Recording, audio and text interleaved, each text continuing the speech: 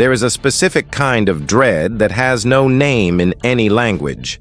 The dread of a man who holds the proof of his own destruction and cannot make anyone believe him.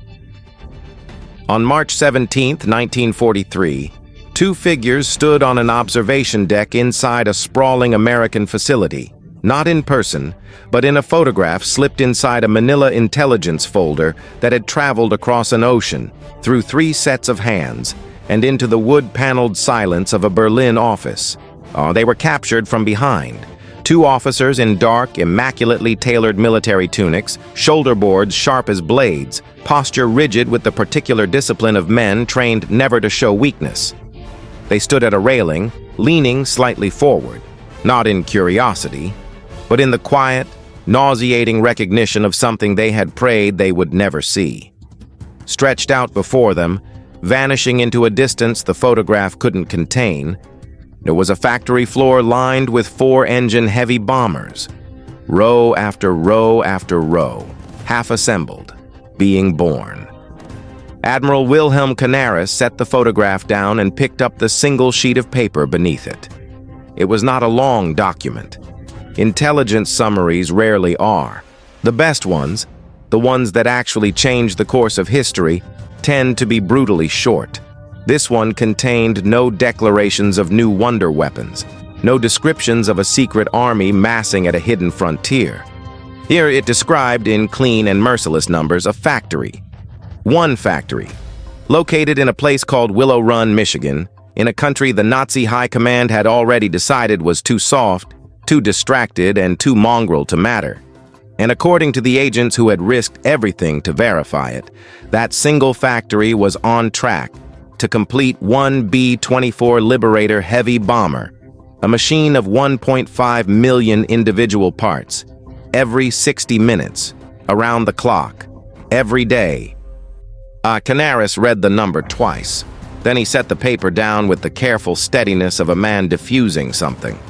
To the generals and marshals down the corridor, this report would be laughed out of the room. Göring would wave it away like cigarette smoke. Hitler would call it enemy propaganda, the desperate fantasy of a democracy that had already lost its nerve. They had been conditioned to believe that America was a nation of consumers, not producers. A society of jazz clubs and assembly line refrigerators, not war machines. They needed to believe that. The entire ideological architecture of the Third Reich rested on the certainty that a diverse, chaotic, mongrel republic could never achieve the industrial discipline of the master race. But Canaris was not a man who dealt in what he needed to believe. He was a career intelligence officer, a cold professional whose entire existence was built on the discipline of seeing reality, not as he wished it to be, but as it actually was. And the reality, sitting on his desk in the gray morning light of March 17, 1943, was this. The Americans were not building a weapon. They were building time, buying it at a rate of 1 4-engine bomber per hour, every hour, compounding like interest on a debt that Germany had already taken out and could never repay. And he had seen the tide turning at Stalingrad. He had watched the numbers from North Africa curdle into catastrophe. He understood, in the cold and private architecture of his own mind, that the war had already pivoted from a question of strategy to a question of arithmetic. And now, arithmetic had sent him a memo. For the 2 men in that photograph, the agents who had stood on that railing, who had looked out over that impossible cathedral of production, who had felt the warm industrial breath of 42,000 workers breathing life into machine after machine after machine. This was not intelligence. It was a verdict. The moment they understood, with a certainty that settled into their bones like winter, that the war was not going to be won. It was going to be consumed, buried under an avalanche of production so massive, so relentless, so utterly indifferent to ideology, that no amount of fanaticism could dig Germany out from underneath it. This is the story of what happened when one man in the Third Reich looked at that avalanche clearly, and what it cost him to tell the truth. If you want to see more of stories like this, please hit that like button and subscribe. It helps us share more forgotten stories from World War II. Wilhelm Canaris was not the kind of man you noticed when he entered a room. That was, in many ways, the whole point. He was small in stature, soft-spoken, with pale blue eyes that gave nothing away, and a manner so quiet it registered almost as absence. In a regime that worshipped spectacle, that built its power on torchlight and thunder, on uniforms dripping with medals, on voices that could fill a stadium, Canaris was a deliberate anomaly. And he wore his rank with the understated confidence of a man who had nothing to prove, and he moved through the corridors of Berlin's intelligence apparatus like smoke through a keyhole, present everywhere, visible nowhere. He had been a naval officer first, a spy second, and a philosopher of human nature always. His career stretched back to the First World War, through the shadows of Weimar, and into the machinery of the Third Reich, at where he had been appointed head of the Abwehr, Germany's military intelligence organization, in 1935. By 1943, the Abwehr was his instrument and his burden in equal measure. It was a global network of agents, informants, couriers, and analysts threading through neutral capitals and occupied territories, feeding a constant river of information back to the wood-paneled offices on Tirpitzufer in Berlin. Canaris ran it with the precision of a man who understood that intelligence work was, at its core, the management of uncertainty. You never knew everything. You knew enough, and you knew how to weigh what you knew against what you didn't. What made him dangerous, and what would eventually make him a dead man, was that he applied that same ruthless discipline to the war itself. He did not permit himself the luxury of optimism. He did not traffic in the comforting distortions that the high command had begun to mistake for strategic analysis. When his agents sent him numbers, but he read the numbers. When the numbers told him something he did not want to hear, he believed them anyway. It was a professional habit. It was also, in Hitler's Germany, an act of quiet treason. By the winter of 1942 going into 1943, the mood in Berlin had changed in ways that no one in the inner circle was willing to name out loud. Stalingrad had done it. The encirclement and annihilation of the Sixth Army, over 300,000 men swallowed by the Russian steppe, had sent a tremor through the entire edifice of Nazi confidence. Not a collapse, not yet, but a tremor. The kind that loosens foundations invisibly, that makes the walls look exactly the same while something essential beneath them gives way. In the ministries and the officers' clubs, and in the carefully lit rooms where men in immaculate uniforms discussed the war in the clinical language of operations and objectives, there was a new quality to the silences. A fraction of a second too long before someone answered a difficult question. A slight tightening around the eyes when casualty figures were read aloud. Canaris noticed all of it. It was his profession to notice. He also noticed what the numbers on his desk were beginning to say about the broader shape of the conflict. Germany had gone to war with a military built for speed and shock, for the violent, decisive campaign that ended before the enemy's industrial base could mobilize. That model had worked brilliantly until it didn't. And once it stopped working, once the war became a sustained, grinding contest of production and attrition rather than a sequence of surgical strikes, the entire strategic logic of the Third Reich began to come apart at the seams. Because a war of attrition was not a war of ideology or willpower or racial destiny, it was an equation: steel, oil, aluminum, rubber, copper, trained labor, factory floor space, rail capacity, coal output. You added up both sides of the ledger and you drew a line. And whatever was above the line when the ammunition ran out was the winner. Canaris had been doing that arithmetic quietly for months. He did not like where the line fell.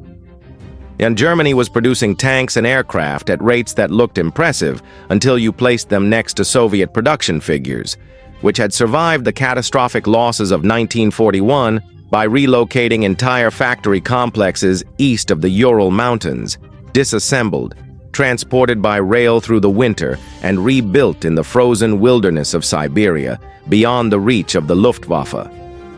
That alone was a logistical achievement so staggering it bordered on the mythological. But it was the third side of the equation that Canaris had been watching most carefully, the side that received the least attention in the briefing rooms of Berlin, perhaps because it was the most unsettling. The Americans had been in the war for barely a year. Their industrial mobilization had barely begun. And the early signals coming back through the Abwehr's networks were suggesting something that did not fit inside the ideological framework that Hitler and his inner circle had constructed around the United States.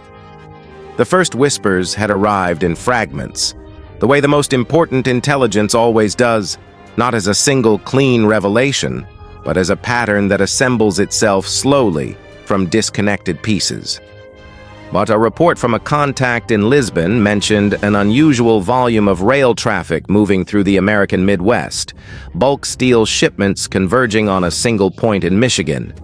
A separate signal from a source in New York described a classified construction project of extraordinary scale, a factory, reportedly, of dimensions that seemed designed to swallow the surrounding landscape.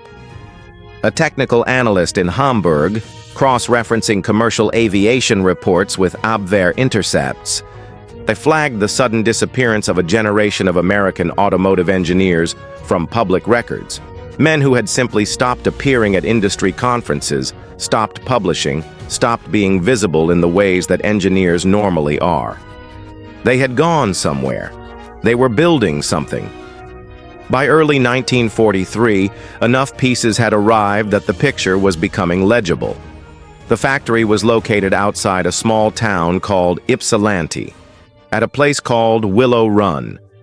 It had been designed by Albert Kahn, the industrial architect who had spent decades designing automobile plants for Ford and had essentially invented the modern factory floor, vast, column-free, flooded with natural light, engineered for the single purpose of moving raw materials in one end and finished products out the other as fast as physics would allow. What Kahn had designed at Willow Run was not simply a large factory, it was a cathedral of production. A single enclosed space so enormous that weather systems reportedly formed inside it. Condensation collecting near the ceiling, mist drifting between the half-assembled airframes on cold mornings, the humidity of 42,000 human bodies and 1,000 pieces of heavy machinery, creating a microclimate entirely its own. The main assembly building stretched for nearly a mile. The overhead cranes moved like slow mechanical gods through a space that dwarfed every military aircraft factory in Europe. And it was being built to produce the B-24 Liberator. When the preliminary production estimates reached the technical division of the Abwehr and were passed to a panel of Luftwaffe engineers for assessment, the response was uniform and immediate. Impossible. The B-24 Liberator was, by any objective measure, a machine of extraordinary complexity. It was a 4-engine heavy bomber with a wingspan of over 110 feet, a range that could carry it deep into the heart of Europe and back, and a bomb capacity that made it one of the most destructive individual weapons then in existence. It was assembled from approximately 1.5 million individual components, parts machined to tolerances that demanded precision equipment, skilled hands, and time. The German engineers who reviewed the production claims brought the same meticulous rigor to their analysis that had built the finest aircraft industry in the world. They arrived at the same conclusion from every direction they approached it. You could not mass-produce a machine of that complexity. You could not do it in an hour. You could not do it on a moving assembly line. The B-24 was not a refrigerator. It was not a motor car. It was a weapon system of 1.5 million interdependent parts, and the idea that American workers, untrained, hastily assembled, and drawn from a civilian population that had been making washing machines and pickup trucks 6 months earlier, could produce one per hour was not an underestimate of American capability. It was a fantasy. Göring agreed enthusiastically.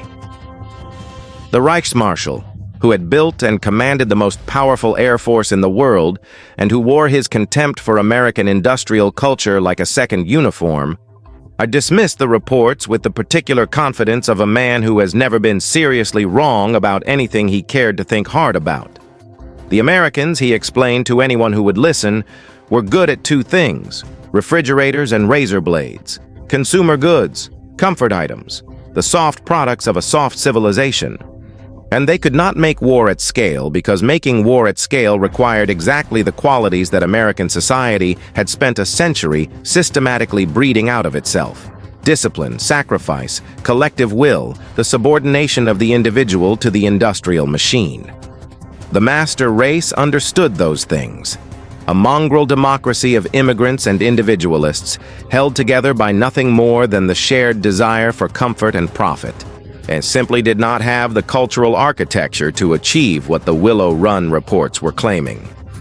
Canaris listened to these assessments and said nothing. He had learned, over years of watching men in positions of absolute power, that the moments when they were most confidently wrong were also the moments when they were least receptive to correction. There was a time for introducing difficult facts and a time for waiting. He filed the reports. He kept reading. It's because what the German engineers were measuring was the old version of Willow Run. Not what it had been, but what it was becoming. The plant had struggled in its early months, chaotically, almost catastrophically. The retooling of an automotive workforce for aerospace manufacturing was not a smooth transition. The tolerances were different. The materials were different. The entire logic of the work was different. In early production numbers were slow enough that American journalists had mocked the facility as "Will it run?" a joke that had found its way, with some satisfaction, into Luftwaffe intelligence briefings.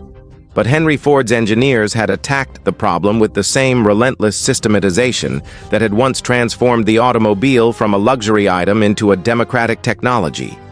And by early 1943, the results of that systematization were beginning to appear in the data that Canaris's network was quietly collecting.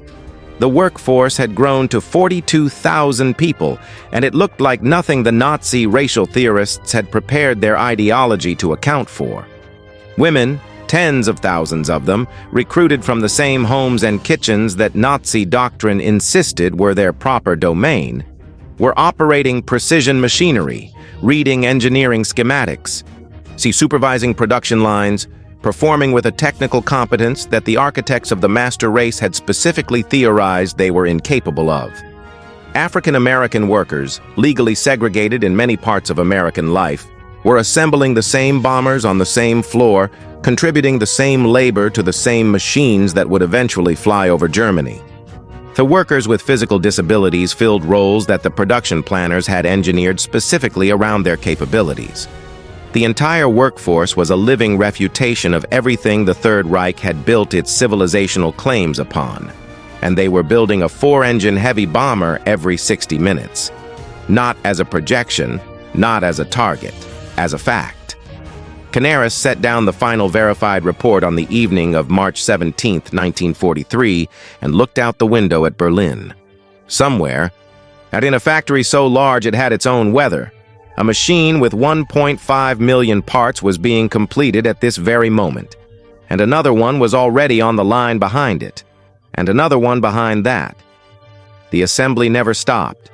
The plant ran 24 hours a day, 3 shifts, every day, the relentless mechanical heartbeat of a nation that had decided to end the war not with a battle of wills, but with a simple annihilating surplus of production. He picked up a pen, and he began to write the report that he knew no one in power wanted to read. That was the thing about mathematics. It didn't care whether you believed it. The report reached Göring on a Tuesday morning, routed through the standard intelligence channels, flagged for priority review, and delivered to his desk at Karenhall, the vast hunting lodge north of Berlin that the Reichsmarschall had built as a monument to his own appetites. It sat there among the other documents for approximately 4 hours before he read it. When he did, he laughed. Not a polite laugh. not the cautious, performative laughter of a man managing his reaction for an audience, a genuine, full-bodied dismissal. The laugh of someone who has been handed an obvious absurdity and feels no obligation to treat it seriously. See, he passed the report to an aide with a single remark that would circulate through the upper corridors of the Reich with the casual confidence of a man who had never once been held accountable for being wrong. The Americans, he said, were good at two things: refrigerators and razor blades, consumer trinkets, the industrial output of a civilization that had mistaken comfort for strength. Let them build their factory. Let them run their assembly lines. A nation that had spent 20 years manufacturing automobiles and kitchen appliances could not simply decide, one morning, to become a military power. War required something deeper than production capacity. It required will, discipline, the particular ferocity of a people who understood what they were fighting for. And that, Göring explained with the serene confidence of a man holding a losing hand he had not yet looked at, was something the Americans fundamentally lacked. The aide nodded, and the report was filed. The laughter faded down the corridor and disappeared. Canaris heard about it within the week. He recorded the response in his private notes without editorial comment, which was itself a form of commentary. He had expected it. He had expected it so completely that the confirmation carried almost no emotional weight, only the flat, exhausted recognition of a man watching a prediction come true in the worst possible way. The intelligence apparatus he ran was only as useful as the willingness of the people it served to hear what it said, and what Canaris had slowly come to understand over years of watching the High Command respond to information it found inconvenient was that the Third Reich had developed a sophisticated institutional mechanism for converting unwelcome facts into evidence of enemy deception. Reports that confirmed existing beliefs were accepted as intelligence. Reports that challenged them were reclassified as propaganda. It was a closed system, perfectly engineered to protect its own assumptions from the corrosive interference of reality. He decided, nonetheless, to try once more.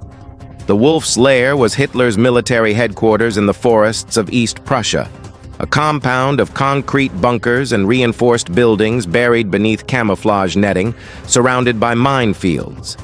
Be accessible only to those whose names appeared on lists that changed without notice. Canaris had been there before. He understood its atmosphere, the particular claustrophobia of a place where the man at the center had gradually insulated himself from every source of friction, surrounding himself with men whose primary qualification was their willingness to reflect his certainties back at him without distortion. And he requested the meeting through the proper channels and was granted 30 minutes in late March 1943. He brought the full Willow Run file, the production estimates, the workforce numbers, the architectural assessments of the plant's capacity, the corroborating signals intelligence, the cross-reference data from 3 independent sources whose reliability had been separately verified. And he had constructed the presentation with the care of a man who understood he was not simply making an argument. He was attempting to introduce a fact into a room that had been architecturally designed to keep facts out. Hitler received him standing, which was itself a signal. He listened with the distracted attention of a man performing the act of listening without actually engaging in it, eyes moving, hands clasped behind his back. Yes, the slight forward tilt of someone waiting for the speaker to finish rather than genuinely processing what was being said. When Canaris reached the production figure, 1 bomber per hour, verified, ongoing, Hitler stopped him. The Americans, he explained, with the patient certainty of someone correcting a child's arithmetic, were running a propaganda operation. The numbers were fabricated. The plant existed. Yes, his own sources confirmed that, but the production claims were designed specifically to demoralize German leadership, to create exactly the kind of defeatist anxiety that Canaris was currently demonstrating. A 4-engine heavy bomber was not a Ford motor car. It could not be produced on a moving assembly line by a workforce that had been operating drill presses in a tractor factory 6 months ago. The people making these claims either did not understand industrial manufacturing, or they were lying, or both. Germany had the finest engineers in the world. Germany had the most disciplined workforce in the world. Germany had the Luftwaffe. The suggestion that a chaotic American democracy, operating under the pressures of wartime politics and labor disputes and its own internal contradictions, could outproduce the organized industrial might of the Reich was not analysis. It was defeatism dressed up in statistics. Canaris left the wolf's lair with his file and his 30 minutes and the hollow, specific silence of a man who has said the true thing and watched it make no difference at all. He drove back through the East Prussian forest in the failing afternoon light and did not speak for the entire journey. The verdict came from the sky. In the third week of February 1944, the operation that Allied planners called Big Week, the United States Army Air Forces launched the most concentrated strategic bombing offensive in the history of aerial warfare. For 6 consecutive days, waves of heavy bombers struck the German aircraft industry with a systematic, overwhelming force that bore no resemblance to the sporadic raids the Luftwaffe had been managing and absorbing for the previous 2 years. The scale was different, and the math had changed. On the first day alone, over 1,000 American bombers crossed into German airspace. Then more again.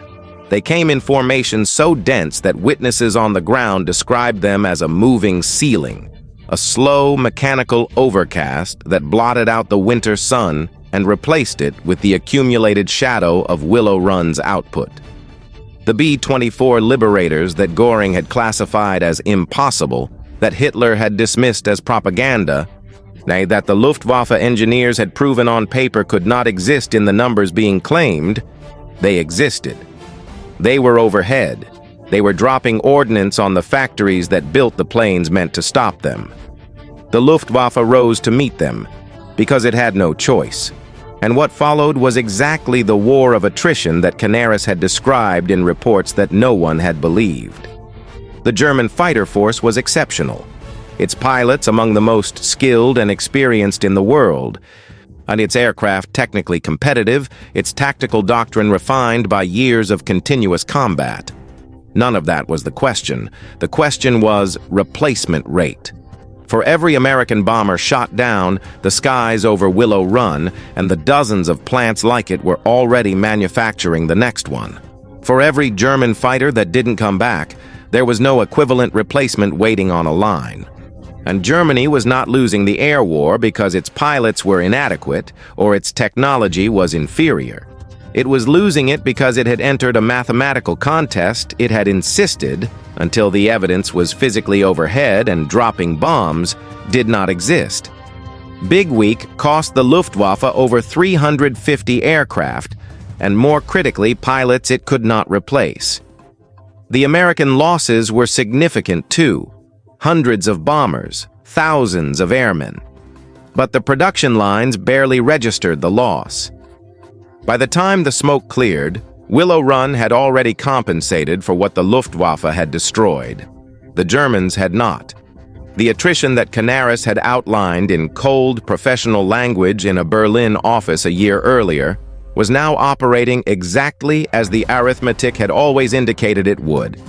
As an avalanche, indifferent to valor, unmoved by ideology, grinding forward on the pure mechanical logic of production rates and replacement cycles.